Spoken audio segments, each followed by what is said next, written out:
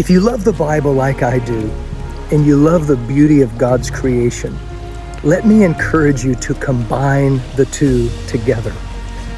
Take your Bible, get outside, find a quiet place, and read. I think you'll be surprised at the outcome.